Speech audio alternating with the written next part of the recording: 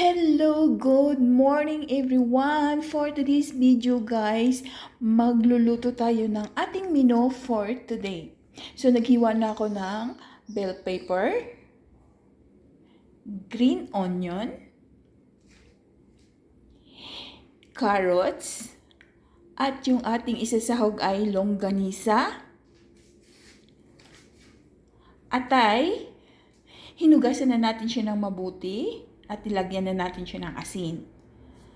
At naghiwa na rin ako ng sibuyas, bawang, luya. At yung ating repolyo. Hiniwa ko na din. At yung ating sotanghon.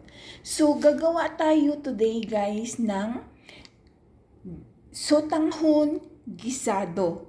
Yung last nating ginawa ay sotanghon soup. So, ito naman ang ating gagawin ay sotanghon gisado. So, let's start cooking! So, napainit na tayo ng mantika.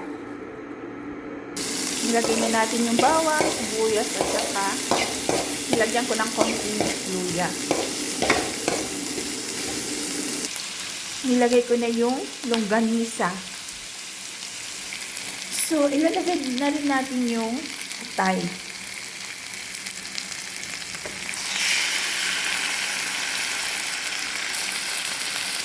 Tapos, mekos-mekos lang guys. Mix-mix lang.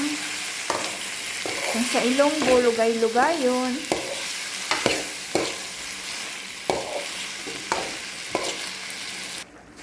So, ilalagay na natin yung sotanghon.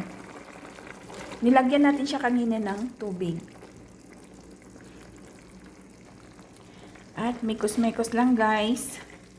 Tinimplahan na natin siya ng tuyo, oyster sauce, paminta. Nilagyan ko rin siya ng patis. Nilagay na rin natin yung carrots. Nilagay na rin natin yung carrots. Lagay na rin natin yung ating bell pepper. Ilalagay na rin natin guys yung ating repolyo.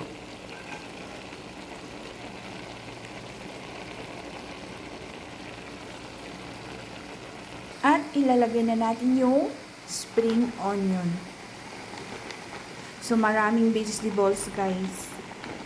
Overload yung ating sotanghon. So, ayan na guys. Malapit na maluto yung ating sotanghon gisado. Overload ang gulay guys.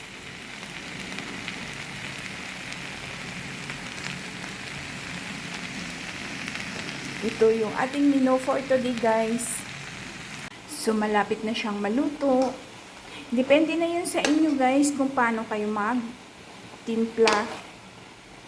Nasa sa inyo na yun. So, ayan na guys. Ito na yung ating sotanghon gisado. So, ito yung ating menu for today. At ito din yung ating babaunin sa trabaho. At meron tayong blessing na isa. Yung binigay sa atin ng ating kapitbahay. So, ito siya guys. Yung tinatawag nilang Big Mac na pasta.